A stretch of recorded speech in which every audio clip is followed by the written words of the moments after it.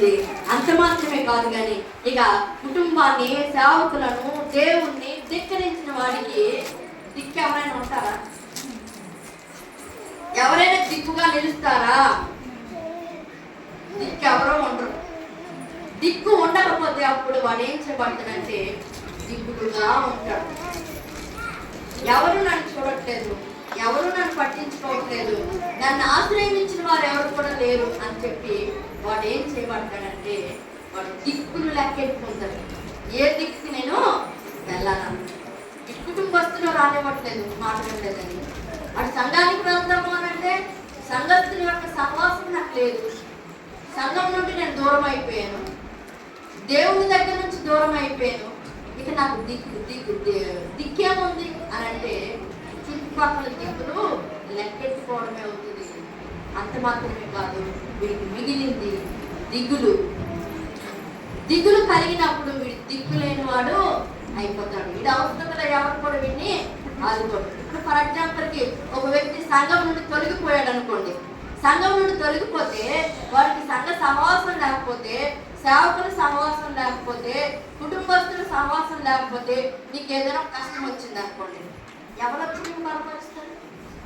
ఎవరు వచ్చి నిన్ను ఆదరిస్తారు? ఇందాక నేను అదే చెప్తున్నాను. కష్టంలో ఒక వ్యక్తి ఉన్నప్పుడు ఆ వ్యక్తిని పరామర్శించాలి. మనం వెళ్ళి పరామర్శించకపోతే ఇక మన సంఘానికి ఉన్నటువంటి వాల్యూ ఏముంటుంది?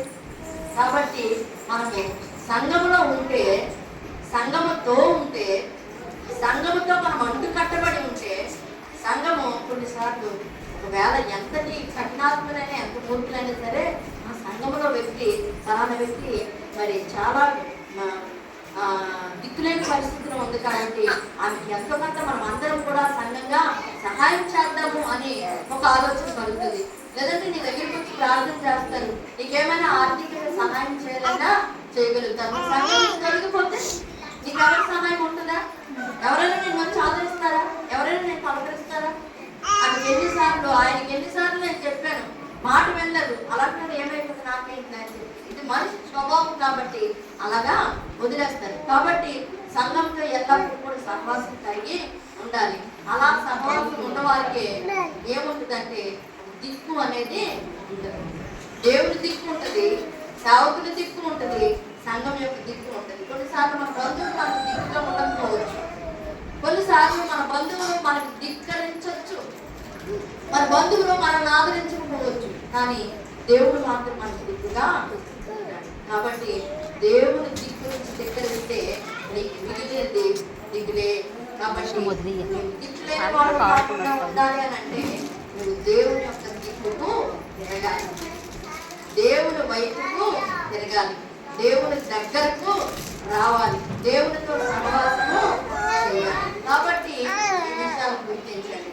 ఇంకా మరి ఇలాంటి వ్యక్తి దేవుని యొక్క సన్నిధి నుండి దిగిపోయిన వ్యక్తిలో కలిగే ఇంకొక మరి నష్టం లేదా ప్రమాదం ఏంటి అని అంటే ఇతని యొక్క పరిస్థితి ఏమవుతుందంటే దివాలా తీస్తాడు, దివాలాగా ఉంటాడు, భర్త చిక్కిపోతాడు. దివాలా తీయడం అంటే రోజు అదే నాకు ఎవరు లేరే, నన్ను ఎవరు ప్రేమించట్లేదే, నన్ను ఎవరు ఆదరించట్లేదే, నాకు ఎవరు సహాయం చేయట్లేదే, నన్ను ఎవరు కూడా పట్టించుకోవట్లేదే నా కష్ట పరిస్థితుల్లో అని చెప్పేసి వాడు ఏం చేస్తాడంటే రోజుకి దివాలా తీసేసి భర్త చిక్కుపోతాడు. నువ్వు ఆత్మీయతలో బలంగా ఉండాలి అంటే దేవునితో సహవాసం కలిగి ఉండాలి. ఆత్మలో బలంగా ఉండాలనంటే సేవకులతో సహవాసం కలిగి ఉండాలి. ఆత్మలో బలంగా ఉండాలంటే సంఘంతో నువ్వు సహవాసం కలిగి ఉండాలి, సంఘ బిడ్డలతో సహవాసం కలిగి ఉండాలి. నువ్వు ఆత్మీయతలో దిగజారిపోతే, ఆత్మలో నువ్వు బలచిక్కిపోతే నిన్ను ఎవరు కూడా పట్టించుకునే నాయుడు.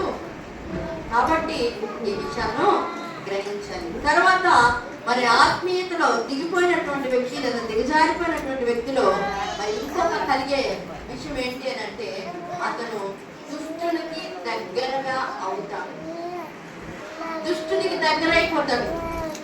ఇక ఎవరు లేరు, నన్ను ఎవరు నాకు ఆదరించేవారు లేరు అని చెప్పేసి దుష్టులతో సాంగత్యం చేయడానికి అలవాటు చేసుకుంటాడు. అంటే ఆల్రెడీ దుష్టుని యొక్క ఆలోచనలతోనే దేవుని సన్నిధికి దూరం అయిపోతాడు.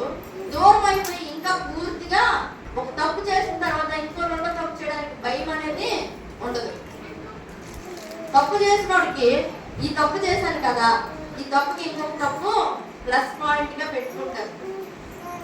ఎలాగో దేవుడికి దూరం అయిపోయాను, ఎలాగో దేవుడిని దగ్గరించేశాను కాబట్టి ఈ తప్పు చేస్తే నాకేంటి భయం, నన్ను ఎవరు అడుగుతారు అనేటువంటి ధైర్యం తెచ్చుకుంటాడు.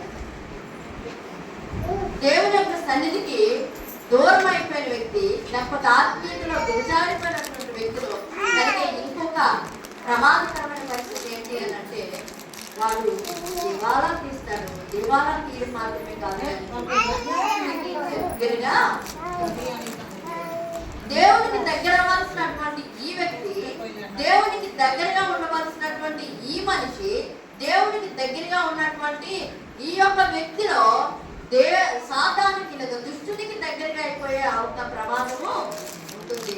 కాబట్టి ఎప్పుడు కూడా ఆత్మీయతలో దిగజారిపోయే పరిస్థితులకు వెళ్ళకూడదు.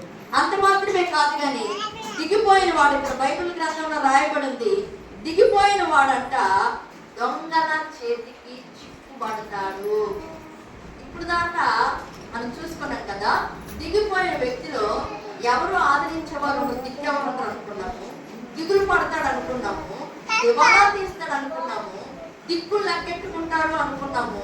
అంత మాత్రమే కాదు కానీ ఇతను దొంగల చేతికి చిక్కు పడతాడు. ఇక్కడ ఈ వ్యక్తి కూడా దిగి రావడం వల్ల, వీడు ఒంటరి వాడైపోవడం వల్ల, దిక్కులు చూడటం వల్ల ఈ వ్యక్తి దొంగల చేతికి చిక్కెను అనే మాట వ్రాయబడింది. కాబట్టి నువ్వు దొంగ, ఇక్కడ దొంగ అంటే ఎవరు అని అంటే సాతానుడు లేదా దుష్టుడు. దుష్టుడు దొంగగా ఉంటాడని బైబిల్ గ్రంథం మనకి తెలియపరుస్తుంది. తెలుసా మీకు? సాతానట, దుష్టుడైనటువంటి ఈ సాతాను దొంగ వలె వస్తాడట.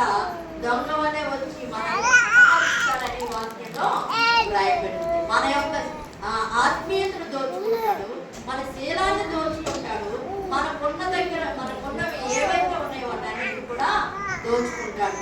అంత మాత్రం కాదు, ఇక్కడ చూసినట్లయితే ఇక్కడ చూడండి, మరి నేను చదువుతాను చూడండి. వారు అంటే దొంగల చేతికి చిక్కిన వారు అతని బట్టలు దోచుకొని, బట్టలు అంటే ఇక్కడ దుస్తులు, దాని అక్షరం మీద మనం చూస్తున్నాం కదా, దుస్తులు, ఇతని యొక్క దుస్తులు కూడా దోచుకోబడతాయి, ఇతని యొక్క బట్టలు దోచుకోబడతాయి. దొంగల చేతికి చిక్కితే దొంగ ఏం చేస్తాడంటే బట్టలను లాగేసుకుంటాడు. అంటే సాతాను మన ఆత్మీయ, మన యొక్క రక్షణ కవచంగా ఉన్నటువంటి మన యొక్క రక్షణను ఏం చేస్తాడంటే, రక్షణను బట్టలతో పోల్చబడింది కదా, మన యొక్క ఆత్మీయ రక్షణను వాడు ఏం చేస్తాడంటే దొంగిలించేస్తాడన్నమాట. ఆ దుష్టుని చేతికి మనం చిక్కిపోతే మన రక్షణను వాడు దోచుకుంటాడు. మన దుస్తులు ఆయన దోచుకొని దానికి పూజ చేస్తాడు. కాబట్టి మన దుస్తులు దోచుకోవకుండా ఉండాలి అని అంటే మనం దేవునికి దగ్గరగా ఉండాలి, సాతానుకి దగ్గరగా ఉండకూడదు. అంత మాత్రమే కాదు కానీ వాడు దోచుకోబడిన తర్వాత వాడి దుస్తులు దోచుకోబడతాయి. అలాగే వాడి దగ్గర ఉన్నటువంటి ధ్యానారవం కూడా దోచుకోబడతాయి. ధ్యానారవం అంటే డబ్బు. దొంగిలించేవాడు ఒక బట్టలే దోచుకొని వెళ్ళిపోతుందా? దొంగిలించేవాడు బట్టలు మాత్రమే దోచుకోడు. మన దగ్గర